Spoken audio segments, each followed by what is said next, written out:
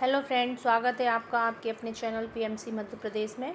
और अभी सूरदास की कहानी चल रही है और चैप्टर का नाम है श्री उच्च भली आत्मा का प्रकट होना।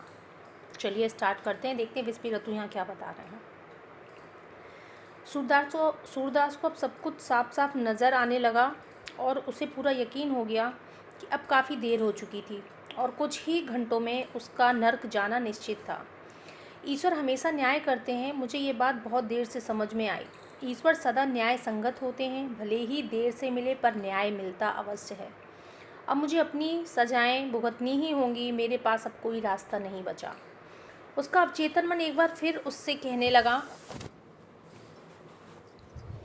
तुम चाहते हो कि ईश्वर तुम्हारे लिए कोई चमत्कार करे, ठीक है, ये रहा चमत्कार। अब तुम में सुधार होगा। सूरदास को इन बातों का मतलब समझ में नहीं आया, लेकिन उसने सोचना जारी रखा। मैंने दुष्ट कर्म किए, अब मुझे सज़ा भोगनी ही होगी। हे ईश्वर, मुझे अपनी सज़ा भोगने के लिए सही राह दिखाइए। मुझे अपनी आत्मा को शुद्ध करने का उपाय बताइए। मुझे दोबारा फिर कभी बुरी राह पर ना जाने दें। हे ईश्वर, मुझे अंधकार में प्रकाश दिखाइए और मैं फिर कभी आपकी राह से मुँह नहीं मोड़ूंगा। हे ईश्वर, मेरी आत्मा को दुष्टता से बचाइए। यदि मेरे भौतिक शरीर को यातना भी मिले तो मुझे इसकी परवाह नहीं, लेकिन मेरी आत्मा को बचा लीजिए। रात इसी तरह बीत गई। सुबह के समय उसे उस अंधेरी गुफा में रोशनी की एक किरण दिखाई पड़ी। वह अत्यंत हैरान रह गया। हे ईश्वर, ये तो चमत्कार है। हाँ, यह चमत्कार ही है, आपने मुझे बचा लिया। सूरदास खुशी से उत्तेजित हो गया। ये सब कैसे हुआ, इसे समझना उसकी कल्पना से परे था। सूरदास के अवचेतन मन ने एक बार फिर उसे समझाना शुरू किया। सूरदास, जहरीले सांप और भयानक जंगली जानवरों को भी पैर कटे लाचार इंसान पर दया आती है, पर तुम जैसे दुष्ट इंसान को तो मासूम, लाचार और अच्छे लोगों पर भी दया नहीं आई। सूरदास को अपने आप पर बहुत शर्म आई। उसने फिर कभी बुरी राह पर ना चलने की कसम खाई। इस घने जंगल में मेरे बचने का मौका अभी भी काफ़ी कम है। यहाँ कोई आता जाता नहीं। आखिर मैं कैसे यहाँ से बाहर निकल पाऊँगा। हे भगवान, आपने मुझे सभी जंगली जानवरों से बचाया, अब कृपया मुझे इस जगह से भी बचा लो, ताकि मैं एक अच्छा जीवन जी सकूं और अपनी सभी दुष्ट कारतूतों का पश्चाताप कर सकूं। हे ईश्वर, एक बार फिर मेरी मदद करें। मुझे पता है कि मैं कुछ ज़्यादा ही मांग रहा हूँ, पर मेरी आत्मा पर दया करो प्रभु। बड़ी कठिनाई से रेंग कर वे गुफा के बाहर आया। उसे एक चट्टान पर बैठकर ईश्वर से सच्चे मन से प्रार्थना करने लगा। कुछ घंटों बाद सूरदास ने एक पुण्य आत्मा फकीर को देखा। वह शिथिल और थका मादा दिख रहा था।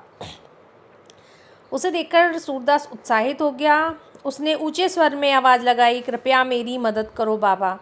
पुण्य आत्मा फकीर, हमारी श्री उच्च भली आत्मा, उसके पास आए और कहा, मेरे बच्चे, तुम एक दुष्ट इंसान हो या नेक इंसान।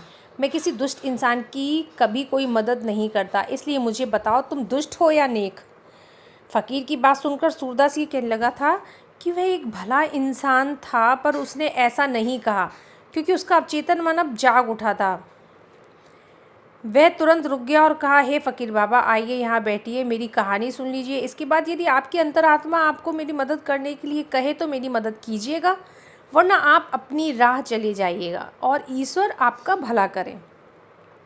श्री उच्च भली आत्मा एक शिले पर बैठ गए और कहा, ठीक है, तुम अपनी कहानी सुनाओ, मैं सुन रहा हूँ। सूरदास ने फ़कीर को सारी सच्चाई बयां कर दी। उसकी बातों को सुनकर श्री उच्च भली आत्मा काफ़ी प्रभावित हुए, पर वे अब भी उसकी परीक्षा लेना चाहते थे। तुम इसलिए अपने आप को बचाना चाहते हो ताकि तुम आगे भी दुष्ट काम कर सको। नहीं फ़कीर बाबा, मैं अब कभी बुरे काम नहीं करूँगा। मुझे कड़ी सज़ा मिल चुकी है और अब मुझे भरोसा है कि ईश्वर ने पिछली रात मुझे इसलिए बचाया ताकि मुझे एक अच्छा जीवन जीने का मौका मिल सके। क्योंकि ईश्वर ने ये मौका मुझे दिया है, इसलिए बदले में मैं भी ऐसी राह चलूँगा कि उन्हें मुझ पर गर्व हो। इन बातों से श्री उच्च भली आत्मा प्रभावित हुए और उन्होंने देखा कि सूरदास का प्रभामंडल तथा स्पंदन भी बदल चुके थे। उन्होंने कहा, ठीक है सूरदास, मैं तुम्हारी मदद करूँगा। उन्होंने सबसे पहले सूरदास को खाना और पानी दिया। इसके बाद वे सूरदास को उसके घर पहुँचाए और उसे वहाँ छोड़कर जीवात्म जगत लौट आए। अब उनका काम पूरा हो चुका था। सूरदास अब पृथ्वी पर ही है, नकली पैरों के सहारे वे एक भला, अच्छा और निस्वार्थ जीवन बिता रहा है। उसकी मां जेल से छूट गई क्योंकि पुलिस को उसके खिलाफ कोई पुख्ता सबूत नहीं मिले। अदालत ने संदेह का लाभ देते हुए उसे रिहा कर दिया। सूरदास ने इस बात के बारे में सुना। उसने अपनी माँ को अपने साथ रहने को कहा। समय के साथ उसने अपनी माँ को भी सुधार दिया। माँ और बेटे अब सच्चाई भरा, दयालु एवं निस्वार्थ जीवन जी रहे हैं। पर सूरदास को ये पता नहीं चला कि श्री उच्च भली आत्मा और नीलू ने किस प्रकार उसकी मदद की। जब वह जीवात्मा जगत में वापस लौटेगा तो उसे सब कुछ पता चल जाएगा। नीलू बेहद खुश हुई और उसने श्री उच्च भली आत्मा को तहे दिल से शुक्रिया अदा किया।